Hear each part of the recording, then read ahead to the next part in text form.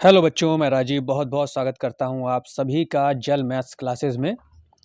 और आज 31 दिसंबर 2023 है, यानी कि कल से नया वर्ष शुरू हो जाएगा। तो आप सभी बच्चों को नए साल की बहुत बहुत मुबारकबाद मेरी ओर से।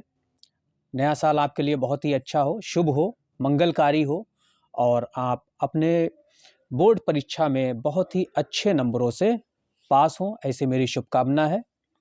तो इसी शुभकामना के साथ मैं आज आपको हल करवाने जा रहा हूं। देखिए 2023 का हमारा सेट नंबर 5 और जेड ये नंबर है इसका। और यहाँ पर हम पहले बहुविकल्पी प्रश्न हल करेंगे। तो इस वीडियो में आपको 1 से लेकर 10 तक के प्रश्नों का हल आपको मिलेगा। तो चलिए देखते हैं पहला प्रश्न। द्विघात समीकरण 3x square minus 6x plus 4 बराबर 0 का विभक्त कर पूछा जा रहा है। तो हम यहाँ लिखते हैं 3x square minus 6x plus 4 बराबर 0। इसका हमें विभक्त कर बताना है। तो देखिए ये a होता है हमारा, तो a बराबर हो गया 3। ये संख्या b रहेगी तो b बराबर माइनस का 6 और ये c बराबर हमारा क्या रहेगा 4। जब हम इसकी व्यापक द्विघात समीकरण से तुलना करेंगे तब ये निकल कर आएगा। और विभक्त कर हमारा होता है, तो यहाँ लिखते हैं विभक्त कर। इसका सूत्र होता है बी स्क्वायर माइनस 4ac। तो आगे हम सबका मान रख देते हैं। तो b का मान है माइनस का 6, तो 6 का स्क्वायर माइनस 4 गुणा a हमारे पास क्या है 3 और c है हमारा 4। तो 6 छंग ये हो गया 36, माइनस 6 का स्क्वायर 36 हो गया और ये 4 तियाँ 12, 12 चौक 48। तो देखिए एक संख्या जब प्लस में हो और एक माइनस में हो तो बड़ी में से छोटी ही घटेगी। तो 48 में से 36 हम घटाएंगे तो आएगा हमारा 12, लेकिन चिन्ह जो होता है वो बड़े का लगता है, तो बड़े के आगे क्या है माइनस। तो देखते हैं -12 हमारा विकल्प है कहीं पर। तो ये देखिए डी वाला विकल्प हमारा -12 है, यानी कि डी वाला विकल्प हमारा सही हो जाएगा। चलिए अब क्वेश्चन नंबर 2 को हल करते हैं। देखिए प्रश्न क्या है हमारा, समीकरण 3x प्लस 2y बराबर 6 तथा y बराबर 0 का हल होगा। तो आपको ये हल बताने हैं। तो हमें समीकरण दे रखी है 3x प्लस 2y बराबर 6 और दूसरी समीकरण दे रखी है y बराबर 0। ये समीकरण 1 है हमारी और ये है समीकरण नंबर 2। तो अगर हम ये y बराबर 0 समीकरण 1 में रख दें तो हमारा x निकल आएगा। तो रख देते हैं हम। तो 3x प्लस यहाँ रखेंगे 2 गुणा y की जगह 0 तो बराबर में 6। तो अब देखिए 3x अब 2 की 0 से गुणा हुई, ये तो भाई पूरा 0 हो गया। तो क्या बचा इधर 6 बचा। तो 3 दूनी 6, तो x बराबर कितना आया 2। तो हल क्या हुआ भाई, हल होते हैं ये दोनों ही बिंदु। तो बिंदु हमारे क्या बने जो कि x कामा y होते हैं। तो x हो गया हमारा, देखिए कितना है 2 और y तो दे ही रखा था हमें क्या 0। तो 2 कामा 0 हमारा आंसर हो जाएगा। तो देखते हैं 2 कामा 0 कहीं पर है, हाँ तो ये पहला ही विकल्प हमारा सही है, यानी कि विकल्प ए जो है हमारा राइट आंसर होगा। देखिए तीसरे प्रश्न में हमसे क्या पूछ रहा है, यदि बिंदुओं ए और बी को जोड़ने वाले रेखाखंड का मध्य बिंदु सी अल्फा बटे 8 कामा 4 है तो अल्फा का मान हमसे पूछा जा रहा है। तो चलिए इस सवाल को हल करते हैं। देखिए सवाल नंबर ये है हमारा 3। क्या है सवाल, हमसे कह रहा है कि दो बिंदु हैं ए और बी। ये ए मान लिया हमने और ये बी। तो ए जो हमें दे रखा है वो दे रखा है -4 कामा 2 और बी दे रखा है 5 कामा 6 और इनको जोड़ने वाले का लाइन का मध्यबिंदु जो है वो है सी और इसके निर्देशांक हमें दे रखे हैं अल्फा बटे 8 कामा 4। ये हमें दे रखा है। तो हमें क्या बताना है, अल्फा का मान ज्ञात करना है। तो देखिए हमारे पास फार्मूला होता है मध्य बिंदु का, क्योंकि ए बी का मध्य बिंदु क्या है सी, और सी में ही ये अल्फा बटे 8 आ रहा है, तो ये हमें निकालना है। तो मध्य बिंदु का फार्मूला हम लगाएंगे। तो मध्य बिंदु का सूत्र हम लगाएंगे यहाँ पर। तो देखिए x बराबर होता है x1 प्लस x2 बटे 2, और y बराबर होता है y1 प्लस y2 बटे 2। अब ये a और b हमारे क्या हो जाएंगे, ये x1 y1 हो जाएंगे, ये रहेगा हमारा x1, ये y1, और ये रहेगा x2 और y2, और ये xy रहेंगे। x क्या रहेगा, ये अल्फा बटे 8, तो यहाँ हम रखते हैं अल्फा बटे 8, और x1 प्लस x2 क्या है, x1 है हमारा -4, और x2 है हमारा 5 बटे 2। तो देखिए ये अल्फा बटे 8 बराबर 5 में से 4 हम घटाएंगे तो प्लस का 1 आएगा, और बटे में 2। 5 में से -4 हमने घटाए, तो देखिए अब हम 2 से ये 4 को काट सकते हैं, तो 2 चौक 8, तो 4 की तिरछी गुणा 1 से हो जाएगी, तो अल्फा बराबर हमारा क्या आया, 4 आया। तो ऑप्शन जो है हमारा अल्फा बराबर 4, देखिए दे रखा है, बी वाला ऑप्शन हमारा सही हो जाएगा। तो बी वाला राइट आंसर हमारा हो जाएगा। तो देखिए अगला क्वेश्चन हम देखते हैं, क्वेश्चन नंबर 4। क्वेश्चन नंबर 4 क्या है कि यदि त्रिभुज ABC में AB बराबर 6√3, AC बराबर 12 सेंटीमीटर और BC बराबर 6 सेंटीमीटर है, तो कोण B का मान आपको बताना है। तो कोण B हमारा क्या हो सकता है, चलिए देखते हैं।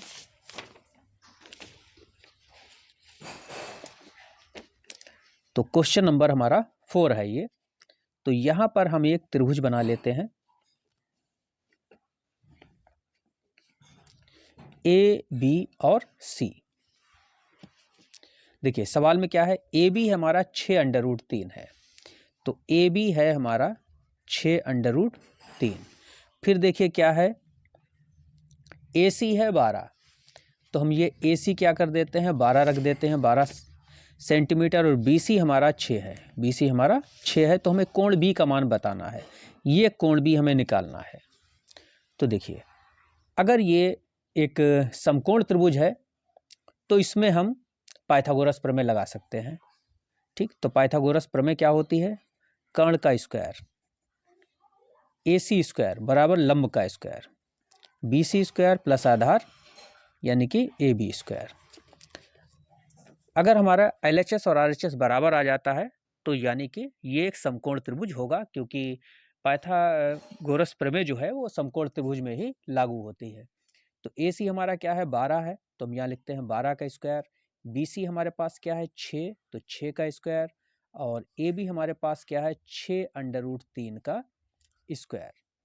तो देखिए 12 का स्क्वायर 144 होता है, 6 का स्क्वायर क्या हुआ, 36, प्लस देखिए 6 का स्क्वायर 36, और स्क्वायर से ये अंडर रूट हमारा कैंसिल हो जाएगा, तो यहाँ केवल 3 बचेगा। तो 144 बराबर 36 प्लस इसकी हम गुणा करेंगे तो 36 के 3 से, तो 3 6 18 के 8, हाँ से लगा 1, 3 3 9 और 1 10, 108। तो 144 बराबर 36 और 108 आप जोड़ेंगे तो 144 ही आएगा, यानी कि LHS और RHS दोनों ही बराबर आ रहे हैं।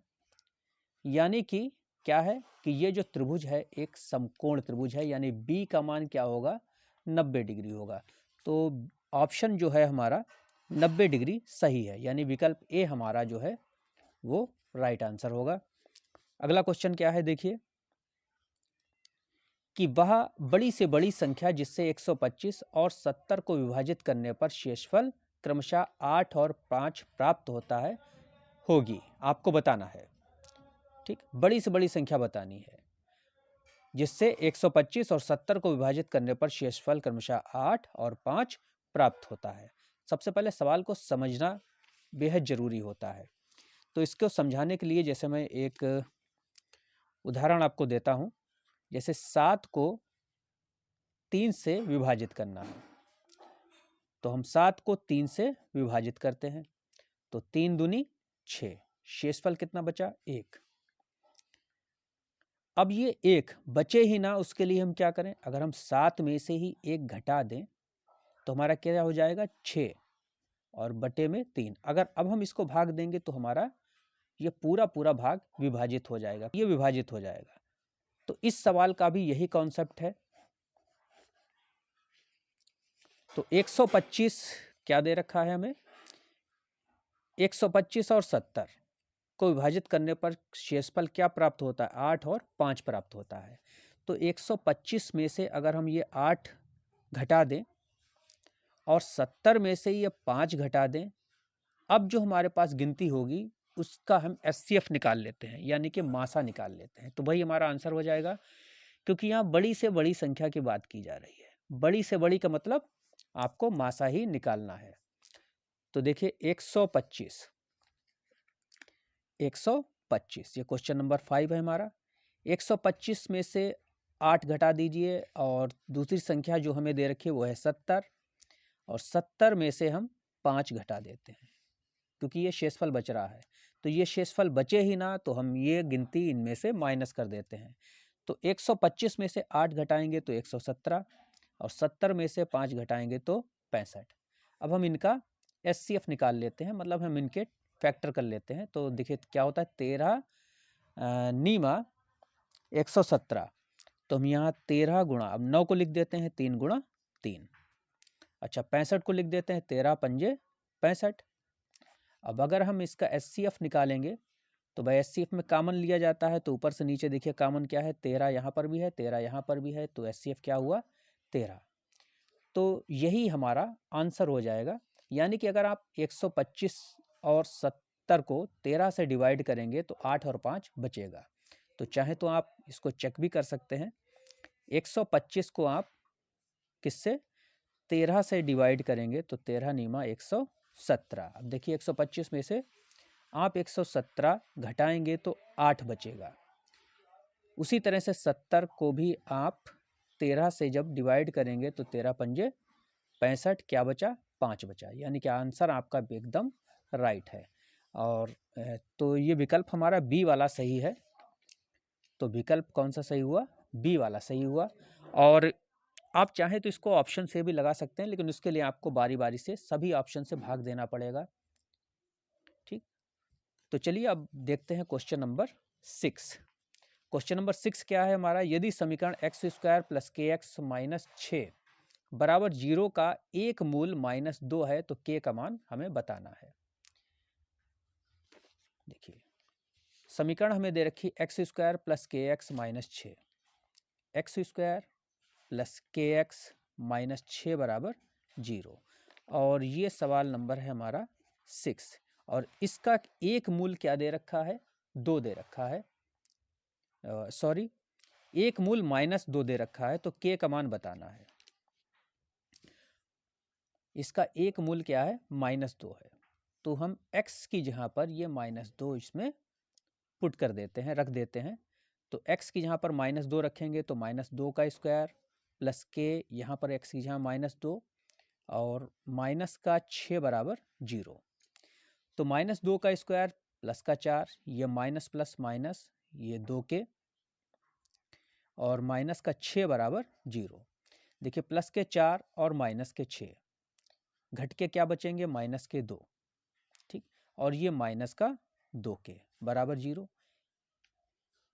ये -2 हम उधर लाते हैं तो -2 के बराबर, ये माइनस का 2 RHS की तरफ जाएगा तो प्लस का 2 हो जाएगा।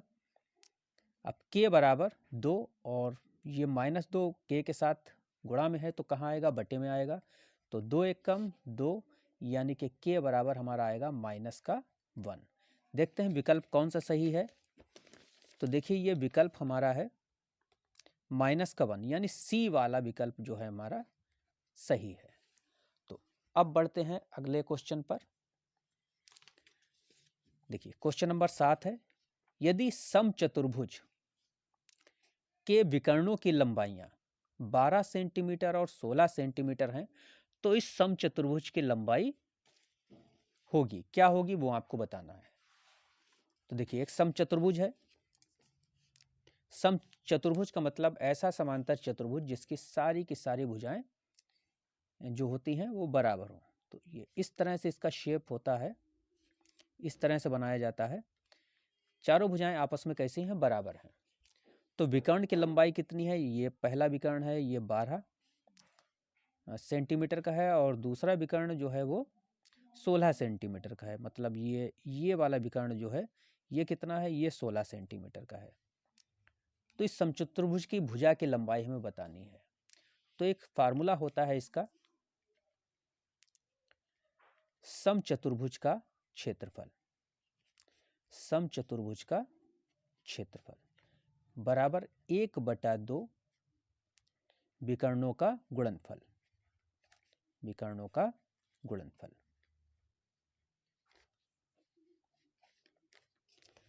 तो देखिए क्षेत्रफल का मतलब क्या होता है, लंबाई गुणा चौड़ाई।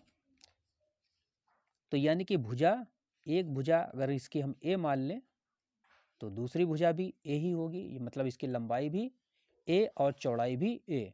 तो यहाँ हम लिख देते हैं ए का स्क्वायर, यानी या फिर ए गुणा ए, लंबाई गुणा चौड़ाई।